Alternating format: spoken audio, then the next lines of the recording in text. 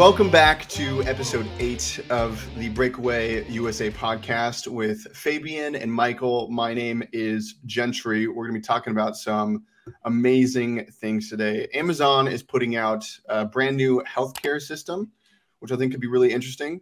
Senator Marsha Blackburn is going after the establishment, asking for the Epstein list and information on the DOJ investigation into Elon. We're going to be talking about Ronna McDaniel and the RNC debates, and also people getting put in jail for memes. And potentially we're going to talk about the Disney takeover with Nelson Peltz and Ira Perlmutter. So we got a lot to talk about. Michael, why don't we with Vivek, actually? Let's do it. So Vivek, if you haven't been around or seen the Republican debates, Vivek has been smashing people, especially in his last one. He went full Trump. He went full nuclear option. And he roasted everyone on stage, but he called out specific inefficiencies and deficiencies that the RNC has, namely that they can't win. Well, so that's one of his ongoing points for using TikTok and for using the, social media platforms in a way that actually attracts the next generation. Because ultimately, ideally you wouldn't have to use TikTok, but we need to win elections so that we don't have these clowns, these puppets in office that are being essentially handpicked and placed. And, we don't need to talk about elections right now, but we all know how they are taking place in the States. But so, yeah, we need to win elections. And that's one of his major points. And the RNC is so backwards. You have these, Mike Pence and Nikki Haley talking about the Ukraine war and wanting to keep funding Ukraine. And it's like you're living in a vacuum, like you're living in an echo chamber with your neocons and your donors and stuff, because the mainstream Republican base does not want that, has not wanted that from day one. And it's just silly, right? It's Ukraine is the most corrupt country in the world. And I actually have a video of Vivek talking on stage, if we can pull that up and check it out. This is a beautiful thing that he did. So let's watch Vivek roast people. I think there's something deeper going on in the Republican Party here, and I am upset about what happened last night. We've become a party of losers at the end of the day. It was a cancer in the Republican establishment. Let's speak the truth. I mean, since Ronna McDaniel took over as chairwoman of the RNC in 2017, we have lost 2018. 2020, 2022, no red wave that never came. We got trounced last night in 2023. And I think that we have to have accountability in our party. Here it comes. For that matter, Ron, if you want to come on stage tonight, you want to look the GOP voters in the eye and tell them you resign, I will yield my time to you. Roasted. And frankly, look, the people there are cheering for losing in the Republican Party. Think about who's moderating this debate. This should be Tucker Carlson, Joe Rogan, and Elon Musk. We'd have 10 times the viewership, asking questions that GOP primary voters actually care about and bringing more people into our party. You think the Democrats, and we've got Kristen Welker here, do you think the Democrats would actually hire Greg Gutfeld to host a Democratic debate? He calls her straight to her face. I'm going to use this time because this is actually about you in the media. Oh, here goes. The media establishment. Ask you, the Trump-Russia collusion hoax that you pushed on this network for years, was that real, or was that Hillary Clinton made up disinformation? And boom, roasted. So he's making all the right enemies, right? He's calling out everyone. He is like a populist second place, right? I don't think he's going to win against Trump, but so the aftermath of this was really interesting. So actually, before the debate, apparently, he went up to Ronna McDaniel, shook her hand, and she said, "How's it going?" And Vivek said, "Well, after last night, not very good, because the elections were the night before, and Republicans got just demolished in, I think it's Virginia and Kentucky, right? Yep. And what were the Ohio, elections? Can you? There was some governorships. Yeah. Abortion in Ohio. Yeah. So Ronna had no idea. Apparently, she had no idea that was like a big deal. Oh, she didn't even know that the elections took place, or what? No, I think it just didn't affect her, or she didn't care about it because it was local. And so like that was the first thing. I think that's part of the reason why Vivek went off, is like she's not even concerned about local elections. Apparently, like they haven't taken responsibility for local elections in a long time. But then after after he said that, just demolished her and invited her to resign and say, hey, like, we need accountability. She then goes on and says, we're not giving him another red cent. Yep. Which is wild, by the way, because she's a custodian, right? She's a steward of the money that we're giving her. I mean, I haven't given any money to the RNC, and I don't think I will for a long time. But she's supposed to support people who are the front runners, no matter if they like her or if there's any like animosity. And he's the clear front runner. He's a clear second placer, but front runner after Trump of the people on stage. No, they're gaslighting. They're gaslighting people like crazy. People are saying that Nikki Haley won the debate last night. Yeah, or the other night. The media definitely wants her. The establishment. Rather. Even I've seen leftists talk about Nikki Haley, saying that Nikki Haley would beat Biden, and she's trying to be like the Tulsi Gabbard of the right that fits in a little box, basically. But then she goes on to, I can't remember what the interview was, but she goes on and says that Vivek voted for Biden and he's new to this whole, not Biden, Obama, and he's new to this whole thing. So like, everybody voted for Obama at that time. No, but he didn't vote for Obama. So she actually went out and told a lie that now he's having to go correct. The good news is no one's listening to Ronna McDaniel. Everyone's listening to Vivek because he's actually telling the truth. Well, and you know, the RNC is failing us. Yeah. And not only that, but also the entire social media world is behind Vivek, not behind the RNC. You see people like DC Drano and other really, really big time conservative influencers. And all the comments are get rid of her. Make her resign. The RNC is out of touch, man. This generation is they're out of touch, and Vivek's actually plugged into what's happening, right? I feel like Vivek is doing what Trump did with the swamp, but Vivek is more directing his energy at the RNC for the deficiencies, which I love because it's great to call out the uniparty when you see it. And 100%. For someone to do something like that, I think, in my personal opinion, he's trying to catch the eye of Trump for a cabinet position or even VP. I'm not sure if VP is the right place for him, but he does have a bright future ahead of him. But he has to prove to the Republican voters that he's real, not just a carpetbagger. Right.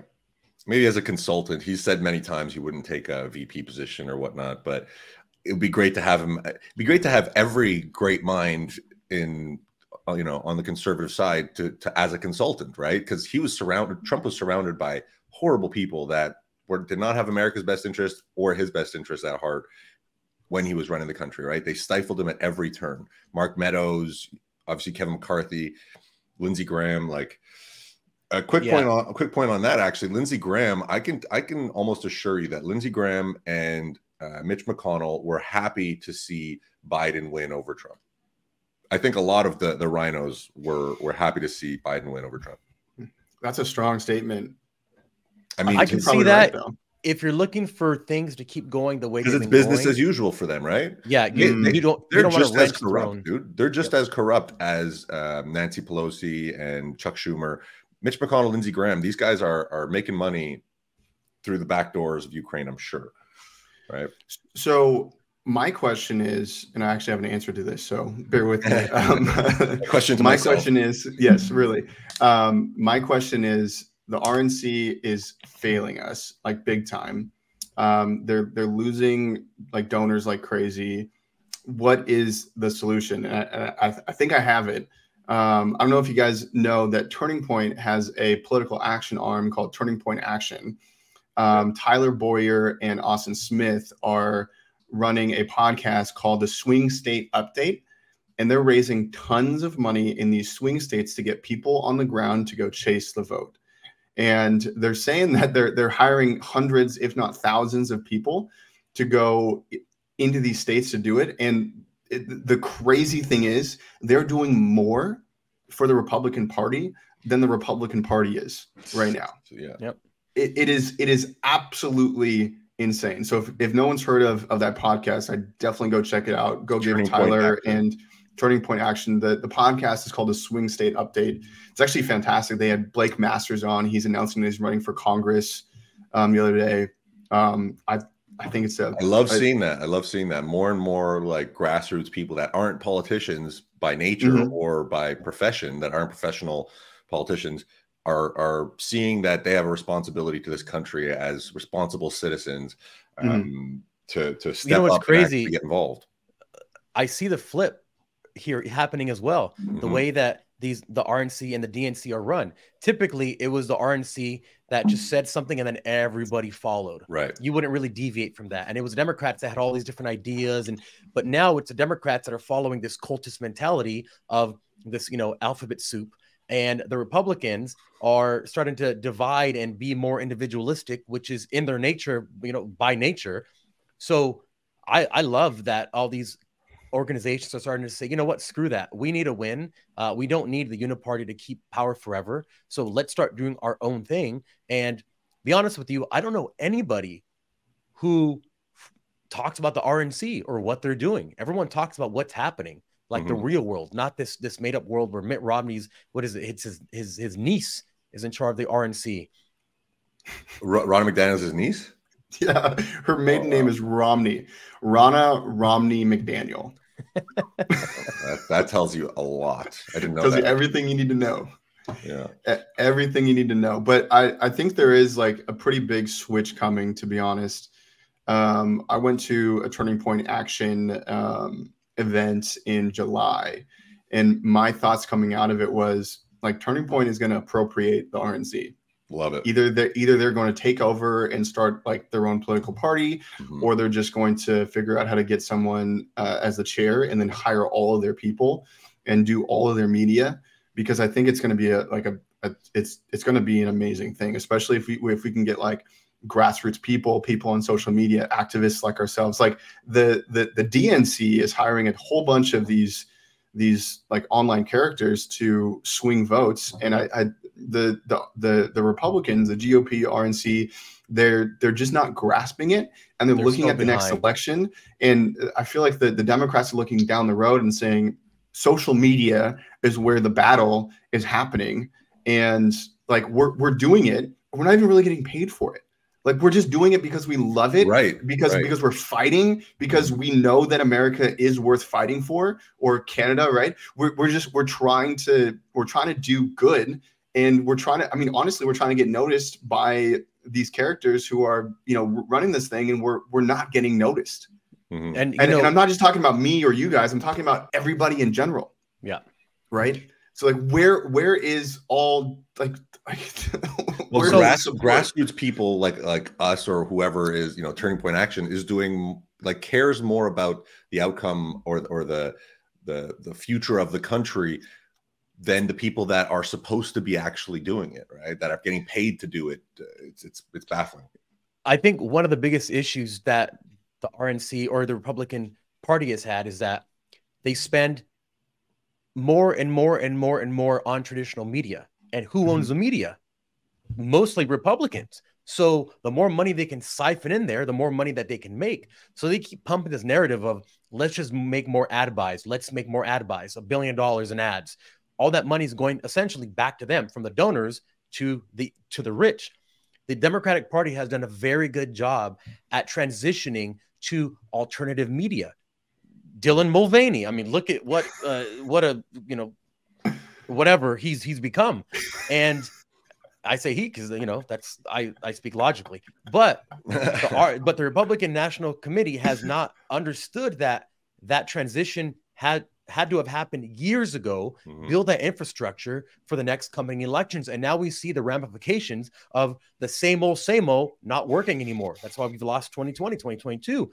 And if Trump and Vivek were not in the picture right now, imagine how lackluster and how horrible the Republican candidates would be. I mean, who's left? I mean, there's really no one who I would even go out of the house to go meet, let alone vote for. I want to bring it back quickly to local races because it's super important. Beyond the social media and beyond actually like modernizing your approach to getting the vote out, if you will, the local races, if we have not learned that they are important yet, which we should have a long time ago. Look what's happening to our cities. That's what Elon Musk talks about with Rogan. He's saying that George Soros understood that, figured out that the most bang for buck you're going to get when you're funding politicians is at the local races, because you don't have to change the laws. All you got to do is change the way they're enforced. One of the things he noticed was that that the value for money in local races is much higher than it is in national races. So the lowest value for money is a presidential race. Then next lowest value for money is a Senate race, then a Congress, and then. But once you get to sort of city and state district attorneys, the value for money is extremely good. And Soros realized that you don't actually need to change the laws; you just need to change how they're enforced.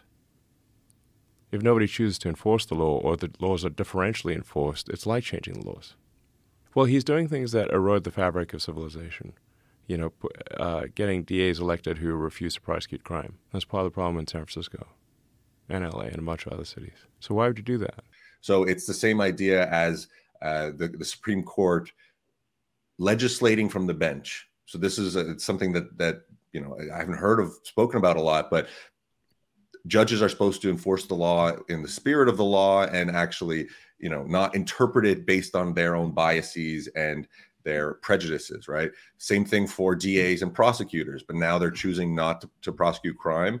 But so we have to understand that these local races are crucially important, almost more important than the highest races, right? And I think people like Elon Musk should start funding local races like George Soros is. Like, are the conservative billionaires need to realize, well, this is where there's a war going on here at the grassroots, at the base political spectrum, right? And we need to start fighting there more than even the top, because the presidential election, first of all, if there is fair elections in 2024, there's no way that Trump doesn't win. It's like by a landslide. He won in 2020 by a landslide. But, you know, so there's a serious effort that we're going to have to put into making sure that the election is not a shit show. But we need to go for the local races and get these DA positions back that they're destroying. Like, what's happening? They're third world country cities, right? Like, well, and that goes exactly to what I was saying. Like the DNC have these influencers who are local to their region that they can tap and say, look, we have a local race. We need you to meet with this guy, interview him, talk about him, to expose them. The RNC being a national organization, it's incredibly hard for them to get and cause excitement for a local candidate that people probably don't know and win with 5,000 or 6,000 votes, but have a massive impact in their society, like we see happening all around us. Especially, you know, Gentry lives in Seattle area, and I live obviously in Los Angeles. So we've seen the degradation of society because of these people that you don't even know their names, but they get empowered with 15,000 votes, and now they're destroying our cities. Mm-hmm. Yeah, because the money, you know, for a presidential race, George Soros put something like $500 million or something.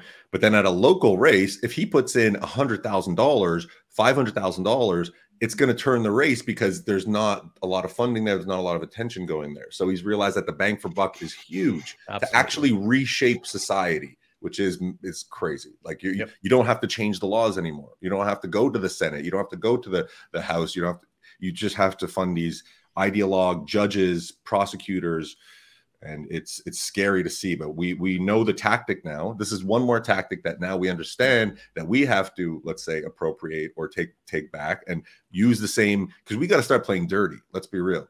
They're like, as much as conservatives want to play by the rules and whatnot, if you're playing against an opponent that's cheating, you have to at least root out the cheating or start to play dirty as well. So, Mike, you actually bring up a really good point. Like, why is Soros and why are all these like mega donors focusing on local races? Maybe because it's really, really important, right? I feel like Republicans in our side, we're only looking at the big races, right? We're only looking at Congress, Senate, president, and we're totally ignoring these local races. Why? Like, if these billionaire people are placing DAs and they're placing judges and they're putting money into like even council races, like, why aren't we paying attention to that? Yeah. Elon Musk on the Joe Rogan podcast, he actually talked about potentially going in and doing exactly what Soros is doing. Oh, he did. Okay. Just on our side. Great. So he implied it, So he didn't come out and say it, but whenever he implies something, he usually follows through because he's freaking Elon Musk.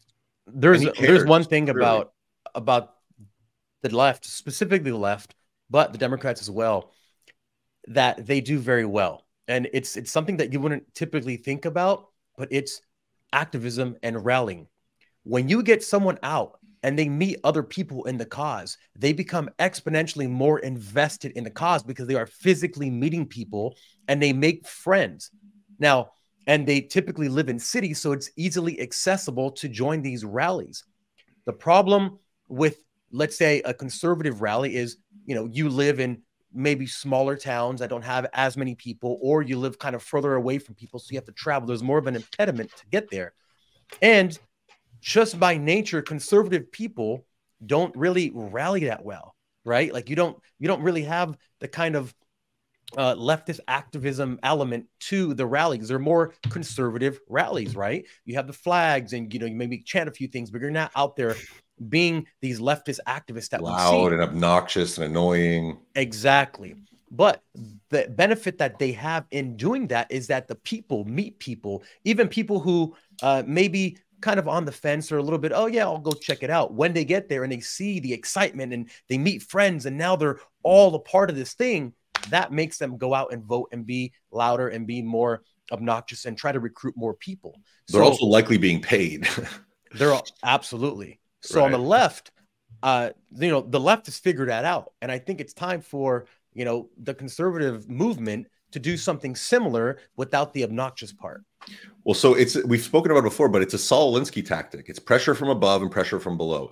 And this is something that's happened with color revolutions in Eastern Europe that George Soros has implemented, or strategies implemented many times in Eastern Europe. And this is not conjecture. This is well documented in the color revolutions in Ukraine, in many of these countries. But so what they do is they have to give the illusion that there is this grassroots fervor that the people want this change, and then the politicians can then come in and say, look, the people want it. But meanwhile, it's just a loud minority that's actually planted for that purpose. And it's very well, strategized. It's not coincidence. It's not a fluke. It's not organic. It's something not that organic. That's the main term. Yeah. Yeah.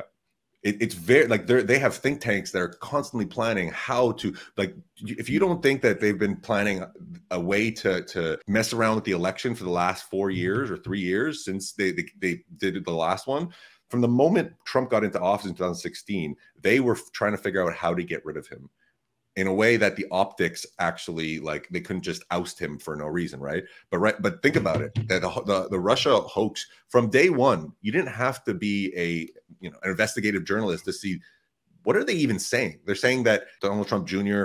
met with Russians to put memes on Facebook. That's your claim, first of all. Speaking of memes, I know we have a actually very interesting story about memes. Speaking of memes, yeah, let's do it. Oh, do you want me to? Oh, but getting loose here. This guy's popping out of his getting excited. Got a little pumping. We just found out that Michael is a stud in the gym this morning. No, it's just a behemoth. Hits bench once time, shirt pops off. Yeah, the shirt doesn't fit me anymore after one bench. So the meme defense fund. Let's bring it up. Yeah, let me share the screen. Present. Because this is very interesting and could have huge ramifications for all of us. Yeah, especially us, right? So the meme defense fund here, it's Douglas Mackey, who is being arrested and charged for, I guess, election interference. What's the claim? That he spread misinformation. They're trying to get him in prison for 10 years. They're using a law that is for kidnapping and intimidation. But so this is the meme. This is the meme. And I mean, so there is something to be said that this is actually kind of looks like an actual ad, an actual political ad. Powered by Microsoft. It's ridiculous. I mean, he's got HillaryClinton.com. Maybe he could have done something to make it a little more obvious that it was a meme, but to put somebody in jail for 10 years for something like this. So he goes, vote for 10 years. Vote from home. Oh. 10 years they're trying to get him. Hillary got 0 for deleting 33,000 emails, and he's getting 10 years for one meme that he made on an editor. Like, it's crazy. On November What's 8th, that type about? the word Hillary and posted to Twitter or Facebook using the hashtag presidential election between 7 a.m. and 9 a.m. to cast your vote for Hillary from home. Okay, so I guess what they're going for is like, oh, he was trying to incite Democrats to not go in to vote. I get it, but like, really? Like there's people caught ballot stuffing these ballot drop boxes, which are illegal to begin with. I mean, okay, we're not going to get into the election. Do we know how many people have seen this meme or saw it before it became a thing, like before he got prosecuted? I don't know, but let's actually look at her reaction, because she reacted to this in an interview. He went on trial, and this is Hillary Clinton describing that meme. There was just a trial in Brooklyn where a guy who had been one of the main, I guess he was one of the main people running memes against me in 2016. She looks like hell. She looks like the devil. Sorry. Yeah. He went from what you could consider free speech. I mean, both Nancy and I have pretty thick skins. People say all kinds of things about us. But he went from that to running a very deliberate effort to mislead people about where and how to vote. Yeah. So it went from speech to action meant to subvert the election, because thousands of people who they targeted through their algorithms. Oh, I can text my vote for Hillary Clinton. So through their algorithm. Whose algorithm? Their algorithm. Yeah, right. I see what she's doing there. That was subtle, but I caught that one. Wow. Can't get that past me. You can't work a worker. But so, I mean, they controlled Twitter at that time, Facebook. They literally, you had Mark Zuckerberg, the owner of the main social media platform in the world, funding $400 million to get drop boxes all around the country. Because of the COVID mass mail-in ballots. They mailed out 3 mail-in ballots per person, and just, you have the 2,000 Mules. What's it called? The movie by Dinesh D'Souza. I mean, they have the gall is incredible. Anyways. But can I just actually see his reaction quickly? Well, I want to deconstruct that in some greater detail in a minute. But Hillary Clinton apparently took that very seriously. You were using quote algorithms to subvert the election with that meme. I don't even really know what she means by that. I don't know. I guess you post something and it gets taken up into algorithms. I'm not exactly sure. I was surprised that she said that. Did you have personal algorithms that you used? No. Okay. No. That's good. Just copy, paste, and click a button. Yeah. So like everyone else on social media, you see something funny, you post it. That's right. Okay. That's hilarious. I love how he answered that. Yeah. He's like, I'm not sure what the hell she talking copy about. and paste. It reminds me of in the Senate, they're like, when they ask questions to Zuckerberg or to the CEO of TikTok, and they're like, do you use the internet? Do people have to use? It's like, no, my favorite was when Mark Zuckerberg was questioned and they said, how do you make money? And he's like, Senator, we run ads. Well, if so, how do you sustain a business model in which users don't pay for your service? Senator, we run ads. That's when my head just bursts. And I'm like, these people are so far beyond knowing what's happening in the world. And they're making the decision. It's not really them making decisions on it, because they don't know what the hell is happening. It's their staff and the people that are pushing, above the staff that are saying, hey, tell them to say this. Yeah. And also these bills, bills that are yay high, are they writing them? They're getting handed to them by pharmaceutical companies, by different lobbyists, right? They're not writing these bills. They don't know what the hell's in them. All they do is make sure that they put their ornament on it to make sure that they get money through Ukraine back into their pockets, right? What a joke. This whole thing is really, it's really disturbing to me, because it's like I feel like it's the antithesis of free speech, because I mean, it's a meme. You can't vote from home. Right. You just can't do it. And so he's putting out something. Sorry, that's funny. That's how funny it is that people would believe that, because that's how ridiculous we've gotten, where you could just text in to vote and they're like, oh, sick, we can do that. That's great. Well, I mean, it'd be great if we could do that. I think there's probably some blockchain application in the future that we'll be able to do that. but apparently no one fell for it. So there's no victims here. They're putting him on a trial. It's all symbolic for posting a meme. And so like it makes me worried because I've shared thousands of memes. Like, am I going to go to jail? 10 years for every meme, Gentry. 10 we'll see years you for when every meme. we'll see you when you're 80,000 years old. So just a reminder, we didn't really mention it, but the Meme Defense Fund, I guess you can donate. I don't know if you want to or not, but that's just a reminder that that's actually a case going on. But so why are they doing it? I mean, it's similar to January 6th, right? Like clearly they're going after people that were not violent. There's clear evidence. They're withholding evidence. It's all about deterring future action. Could you believe there? So here in LA, there was people. a homeless man. I'm not going to call him vagrant because they want to change the terminology now. There was a homeless guy who was a drug addict who assaulted a woman from behind. I don't know if you saw this video, but assaulted her from behind, and someone had to step in and try to help her out. She had, she got really hurt. Gascon, our DA, decided to not charge the guy. Okay, not charge the guy. This guy is getting 10 years for sharing a meme. I mean, the irony writes itself. The irony absolutely writes itself. The other guy in New York who saved, the white guy with the curly hair, the ex-Marine, who saved that woman by choking out the guy, they want to put him in prison.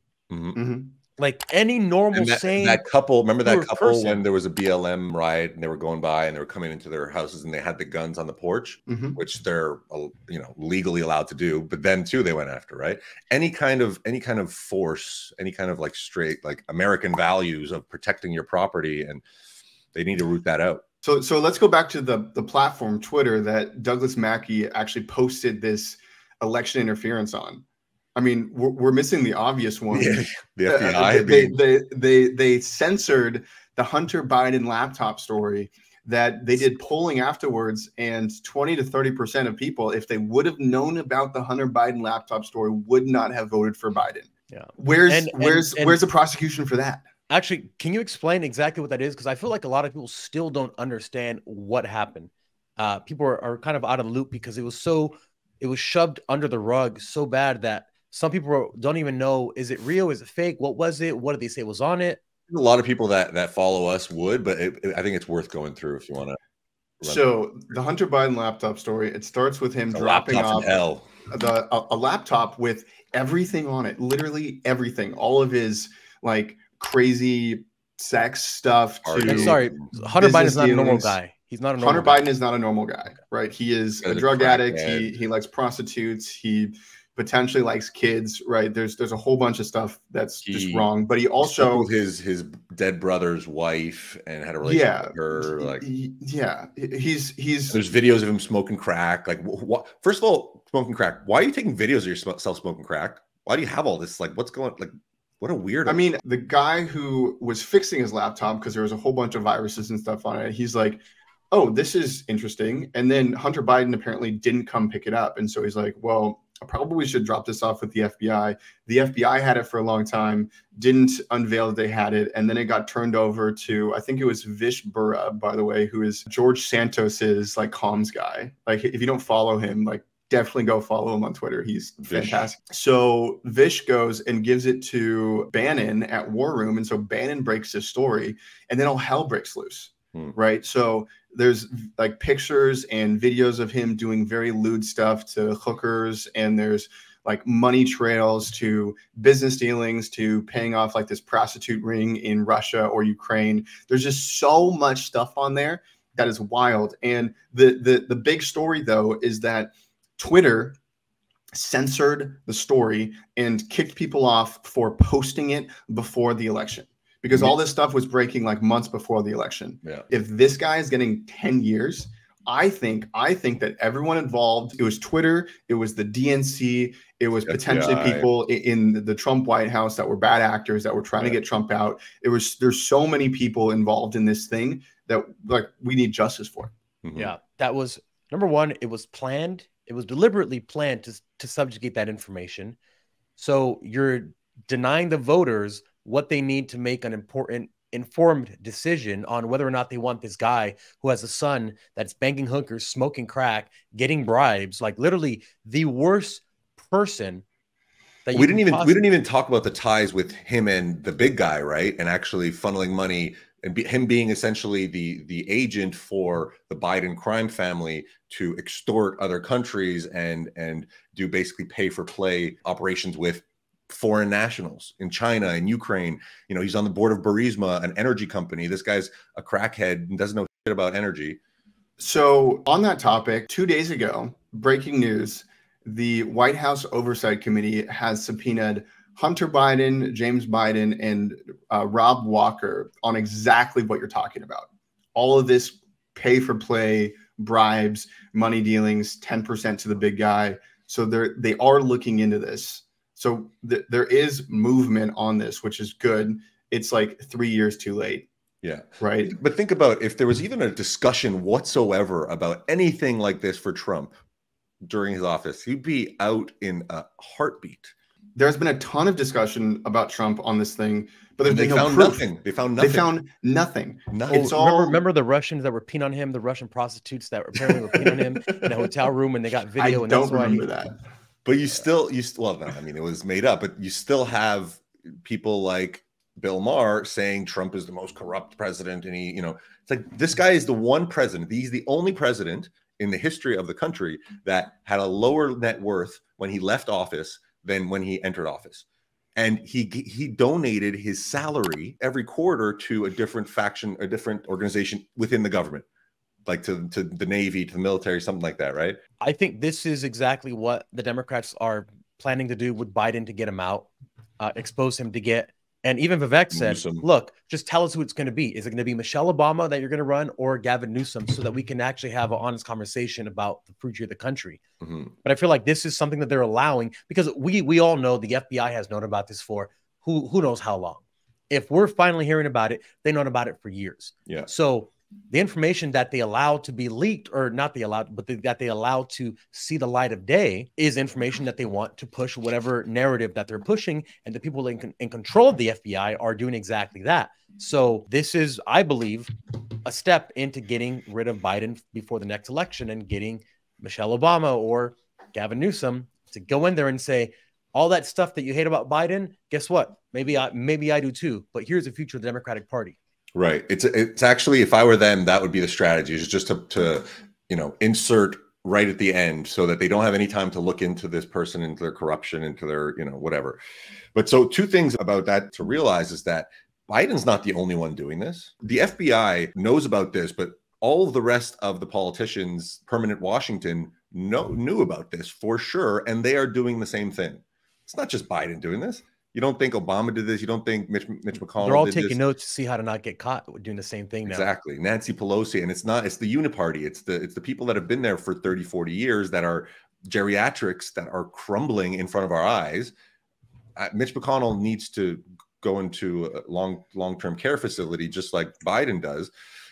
The guy's glitching on live television. Like, what is going on, dude? Like, and a string of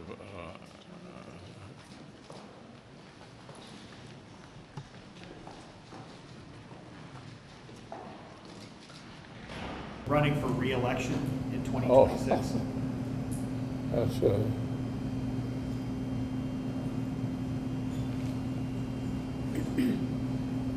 Did you hear the question, Senator? Running for re-election in 2026? not okay. But at least when that happens on the Republican side or the conservative side, conservatives are like, all right, we got, like, this is not okay. Like, get out of here. Like, but yeah, I remember when Hillary Clinton glitched. Remember that? Apparently it was a flu, but then she was back a day later or so, just looking healthy as hell.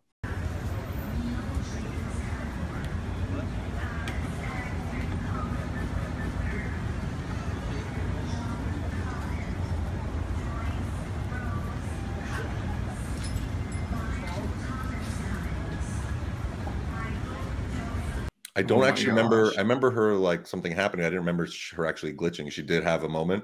Yeah, she fainted, and they were basically like picking her up and walking her to the car with the Secret Service trying to surround her. Right. No, but Mitch McConnell's literally like, no, he's seriously glitching. He's like resetting his entire system. What is going?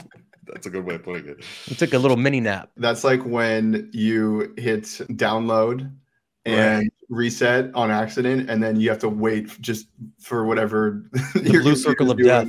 Yeah, the blue circle of death. Mitch, you there? I mean, it's not nice to laugh about, but it's just like it's blatant in our face. No, but this is serious because serious. the United States is the most important country in the entire world, and we have numbskulls running it. Mm-hmm. You know, I was at a comedy show the other day at the Laugh Factory here in Hollywood, and one of the comedians made a very funny joke. He's talking about Nancy Pelosi and how they were wheelchairing her. Not Pelosi, Feinstein. How they were wheelchairing her into the Senate like a hostage to go vote. And he goes, "How much do you have to hate your family to go work at 90 years old? Like, how much?" How bad does your family suck? He was at 90 years old. The last thing I'm going to want to do is go vote on something I don't even understand. And it was very true, you know. And did she die? Yeah, she did. Eh? Yeah. And I remember one of the last votes she made. She essentially was wheeled in there, and she was trying to talk about something, and then the staff comes over and says, "Just say yes or no," whatever the vote was. And it funds priorities. Submit it. Yeah, just say aye. Okay, just aye. Thank you.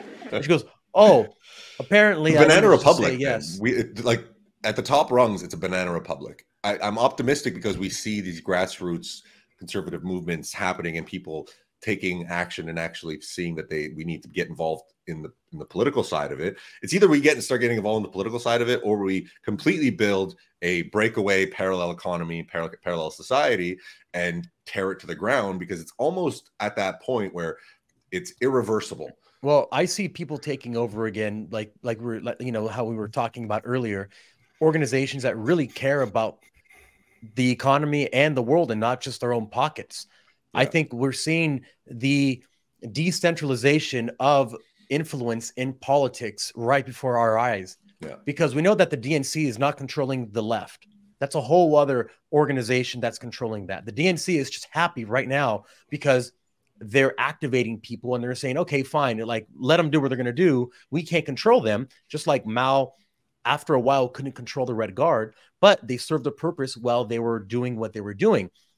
The right has the opposite problem, where they're decentralizing, and the structure, the base, not the base, but the power structure doesn't want to let go of that power, because they're all getting enriched and getting fat by allowing that to propagate. And they don't have any control over what's happening, because I truly think that the public town square in Twitter is changing the entire nature of the game. And just how long has Elon owned Twitter for? Just over a year, maybe?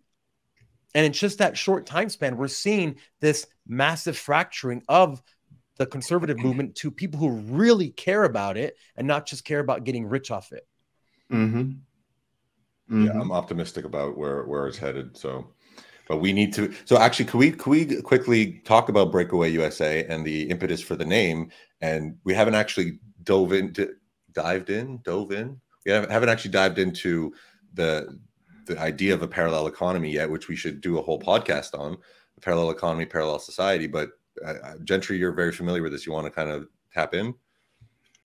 Yeah. So essentially the parallel economy is going away from all these companies and corporations that have gone woke, that the values don't line up with your values. It kind of like be someone who's like married and a Christian, and they're listening to rap music, right? Talking about like drugs and hookers and cocaine. It's like, it doesn't like match up with your values. And so the parallel economy essentially is there's a ton of companies out there creating alternatives to these big mainstream companies, so that we don't have to spend our dollar supporting a company that hates America and essentially hates you. So, for example, Public Square is now it's an e-commerce platform. It's the largest directory of Patriot-owned businesses, and what they're trying to do is direct your dollars from whatever local company you want to support to a local company that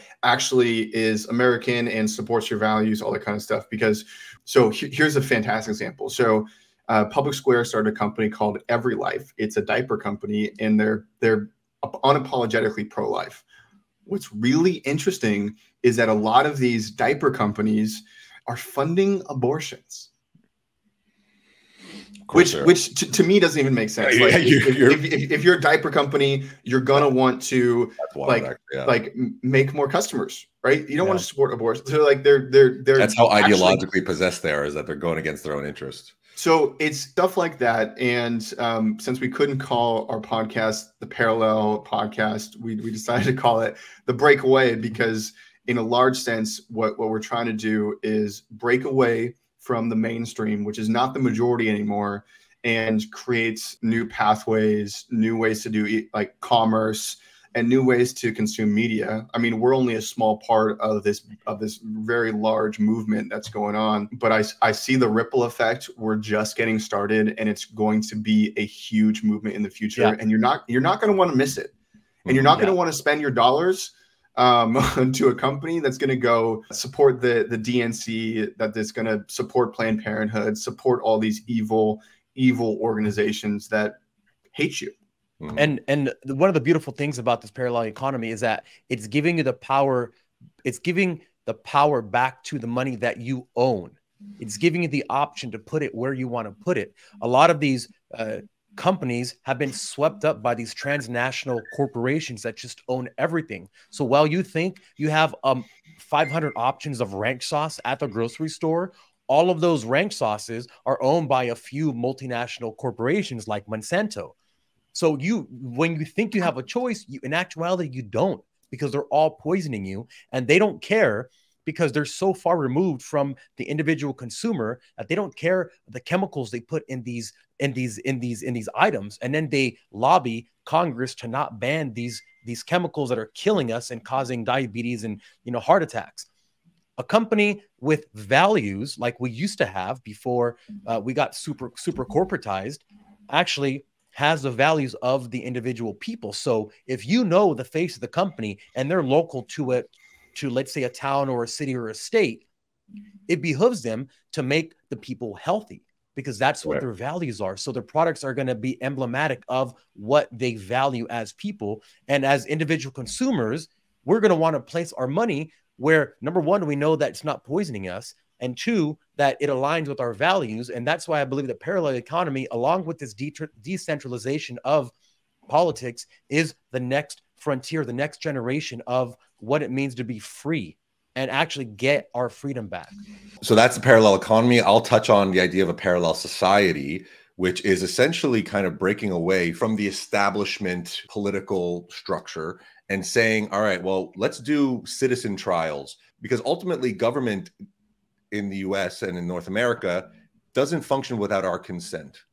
And it seems to me like they are acting more and more without the consent of we the people.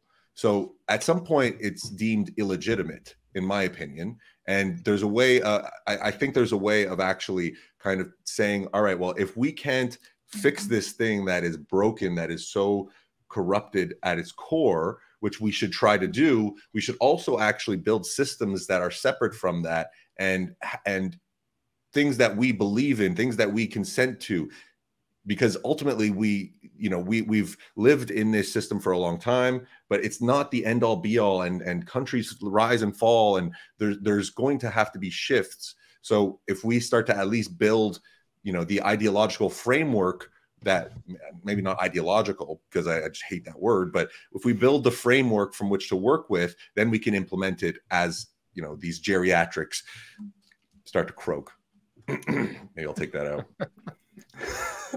Leave it in, dude. Yeah. I love how you're saying the quiet part out loud. Citizen trials. Yeah. Well, but people are actually doing that. And if you think about the 2020 election, all the trials were just not covered by the mainstream media at all. All the trials in Arizona, in Michigan, in Georgia, you had Rudy Giuliani and Jenna Ellis going all around the country presenting evidence, and there was just no focus paid to it, even by the mainstream Republican rhinos. Mitch McConnell, like, they all maintained that the election was perfect. Mike Pence, like, nobody was paying attention to this because they didn't want to, because I think they truly wanted Biden to win. A lot of these RNC guys, they wanted to get, you know, the wrench out of the machine, which is Trump. But something I've mentioned before is who decides our elections at the end of the day. And the thing is that it's weird to think about, but the media effectively decides our elections. The mainstream media, think about Fox News calling Arizona with like 10% of the vote in. That was weird, right? Well, you know something I'm thinking about right now? Okay, let's say you're Mitch McConnell, and you know how old he is, and you know his affinity towards technology, or his inability to use technology. Now, his lack of affinity too. Exactly. Sorry. So you hear that the election was stolen, that there were irregularities. Do you think he's going on Twitter and looking at all the timestamps for all the ballots that were being dropped off in Arizona and stuff like that? And he's looking at all the video and he's hearing different aspects and different. No, absolutely not. He's told something by his staff, and whatever his staff tells him, they said, you know what? We've researched it and there's nothing there. Now he goes out on national television and he says there's nothing there. But in reality, he has no idea what he's even talking about. We as people, both you and I, we have more information about that than he does, because he's not, as I said, he's not doing investigations. He doesn't know how to even do investigations online to find videos and look at things. He doesn't have the time to do it. So the politicians are less informed than we are. Yeah, 100%. And so, but we have to understand that the media is, I mean, it's losing its power, and this shift away from it is very important. But every election since the beginning of the founding of the country was decided on the night of the election. On the night of the election, Trump was winning in all of these swing states and all these bellwether counties, and he was winning by 800,000 votes in Pennsylvania the night of. And then they called the election a week later. And the only reason this is possible is because the mainstream media normalized it. They normalized the idea of still taking in mail-in ballots 3 days after the election, because they had time to count the votes and see how many votes they needed, you know, like that kind of nonsense. I mean, we might not be able to post this on Instagram, unfortunately, but maybe we will, and test the line again to see if our account gets banned. But the media is so crucial to the perception of the matrix that the country and the population lives under. But thank God we're deviating away from that. But it's such a weird concept that the media essentially declares who wins the election and decide. And that's why in 2016, I'll stop my rant in a sec. 2016, I'm catching myself at least now. In 2016, they were so taken aback because it was like, it was so unexpected that Trump would even make headway, let alone win. And they're like caught in like a deer in the headlights. In 2020, they were ready to have a coordinated mainstream media propaganda narrative to put out to the public, and it worked. Fool me once, shame on me. Fool me twice. No. Yeah. Fool me once, shame on you. Yeah, Fool me twice, shame on me. Yeah. They didn't want to shame themselves. Right, exactly. So they were ready, man. And it's honestly, it was a masterclass in how to subvert the will of an entire country. Like it's crazy what they did. So there is some good news though. A lot of these evil actors, I think, are going to get uncovered sooner than later. I don't know if you saw Senator Marsha Blackburn from Tennessee went in front of, I think it was the Senate, and she subpoenaed the Epstein list, like the Epstein list that we haven't seen. She was also the one who asked Katani Brown Jackson, "What is a woman?" I just want to put that out there. Oh, interesting. Yep. So she's been on fire recently. So she subpoenaed the Epstein list, which I think the Democrats are very scared of, because at the top of that list is probably a lot of the Uncle people Bill. that they want to run against Trump next year. Yeah. So if that list comes out, we are going to have a field day. Everyone is going to watch this. When this list gets released, there's going to be a ton of resignations. This will change the entire landscape of this country, the entire landscape. But so who has this list? The FBI? Probably. What is this list? You know, here's something I'm thinking about. I think he was a CIA agent almost. Mossad too. That's what everyone's saying. Yeah. So but like, here's what I'm thinking. Is the reason why the left is being allowed to push this minor attracted person narrative so hard now more and more every day, so they can because they're in the expectation that when this list comes out, they're going to say it's okay. There's nothing wrong. Love is love. My goodness. Yeah, that's a thought. Interesting. If love is love, I'm going to name my gun Love. Can't take my love away from me. Why, and I don't want to go too into conspiracy land, but if love is love and it's okay to, you know, whatever, this whole trans issue, why are they pushing it so hard? Maybe they're going to run Big Mike, and maybe we're going to find out something later on that's going to be a mic drop.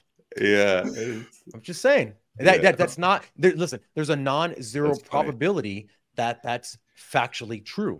And if there's a non-zero probability, then anyone can talk about anything, because there's actually a possibility that that's true. There's actually a non-zero possibility that I'm a woman. So that's okay. And anyone can say, you know, he might be a woman. He might be.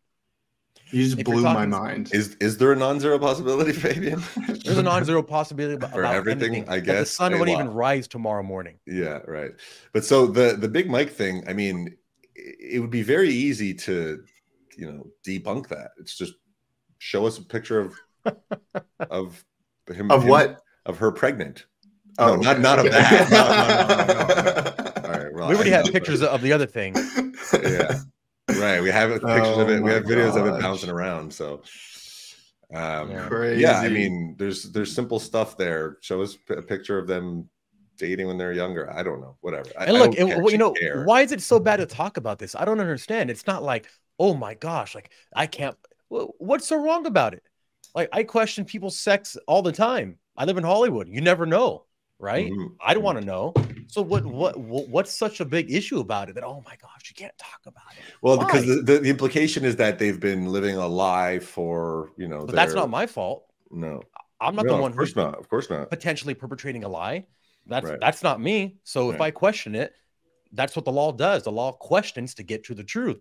So why can't I question whatever I want? I thought, you know, we live in America. Of course. Oh no, it's not. The problem is that there's people that are making and restructuring the rules of the game of how, you know, normal free speech works. Like the left attacks you with baseless claims and makes you defend them, even though they're not true, right? So, well, they're very good at using rhetoric to completely manufacture a fictional reality. You know, they're masters of rhetoric in terms of propagandizing any terms, any ideas. You know, with this whole Palestine thing is a perfect example. Using the word apartheid, using the term open air prison.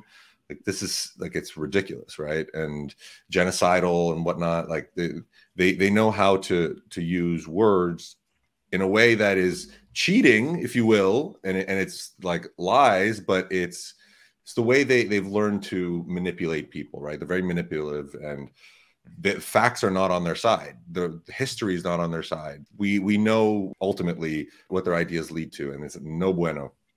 I'd like to make a quick point about the Free Palestine issue. So you have the same BLM people that are being activated to push this. Clearly, we can see that, and we know what's happening. The ironic thing, or the sad thing, it's not really, it is ironic. I have a friend who's been pushing the issue so hard. She lives in Sweden, so, you know, never been to Palestine, whatever.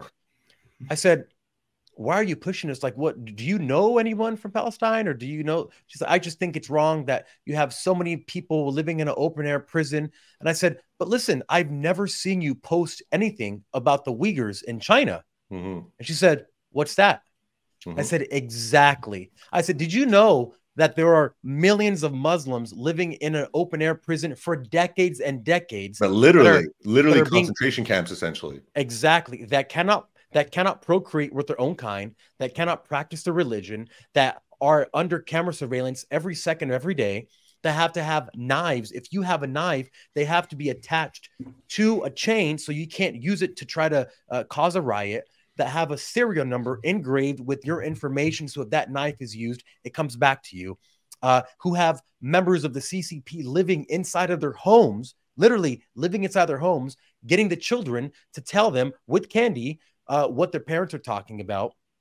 These are people who are completely subjugated, and yet I don't ever hear anything on the mainstream media about this. And I've made videos about this. You've had people from the UN go to China and see the situation and come back and essentially say, I mean, everything's pretty much okay there. And these are Muslim, Turkic-speaking, Western Chinese people who do live in an open-air prison and don't get talked about. Because why? Because China owns a lot of the media, and you can't talk about China. I mean, look at LeBron James, right? The guy can't even say anything bad about China. And you're not being told to be enraged about it, right? It's just the new thing that people are virtue signaling with. So we've been going for a while. Do we wrap this up? Do we want to take one more topic before we go, or we're good? I think we're good. All right. So Gentry, you want to close us off?